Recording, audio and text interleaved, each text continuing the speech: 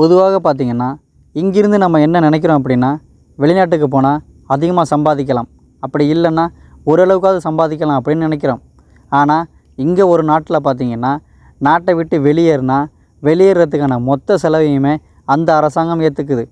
இது எங்கே நடக்குது, எதற்காக நடக்குது அப்படின்னு பார்த்திங்கன்னா, ஐரோப்பியா கண்டத்தில் உள்ள ஸ்வீடன் நாட்டில் தான் அந்த நாட்டோட குடியுரிமை அமைச்சர் மரியா மல்மாஸ்ட்ரெங்காட் அவங்க தான் இந்த சட்ட மசோதாவை கொண்டு வந்திருக்காங்க.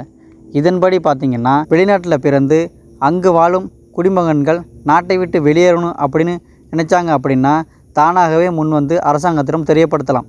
அப்படி அரசாங்கத்துக்கு தெரியப்படுத்தினாங்க அப்படின்னா நாட்டை விட்டு வெளியேறுவதற்கான மொத்த செலவையும் அந்த அரசாங்கமே ஏற்றுக்கொள்கிறது.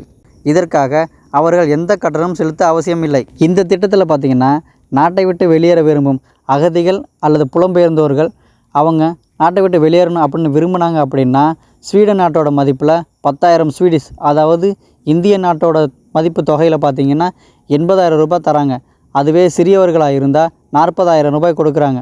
அதோடு சேர்த்து நாட்டை விட்டு வெளியேறதுக்கான டிக்கெட் செலவும் அந்த அரசாங்கம் ஏற்றுக்கொள்கிறது. அதாவது வெளிநாட்டில் பிறந்து இங்கு வாழும் குடிமகன்களுக்கு மட்டுமே இந்த சட்டம் செல்லுபடியாகும். அதாவது ஸ்வீடனிலும் பிறந்து அங்கு வாழும் குடிமகன்களுக்கு இந்த சட்டம் செல்லுபடி ஆகாது என்று சொல்லப்படுகிறது. இன்னமும் ஸ்வீடனில் மக்கள் குடியேறி கொண்டு தான் இருக்கிறார்கள். கடந்த 20 ஆண்டுகளில் மக்கள் தொகை இரட்டிப்பாக உள்ளது என்று கூறப்படுகிறது. அங்கு வாழும் மக்கள் தொகையில் 5 1 பங்கு புலம்பெயர்ந்தோரின் எண்ணிக்கை, அதாவது 20 லட்சமாக அதிகரித்து உள்ளது என்று சொல்லப்படுகிறது. கடந்த ஆண்டில் ஸ்வீடன் நாட்டிலிருந்து வெளியேறும் அகதிகளை விட அங்கு வந்து குடியேறும் மக்களே மிகவும் அதிகமாக உள்ளார்கள் என்று சொல்லப்படுகிறது.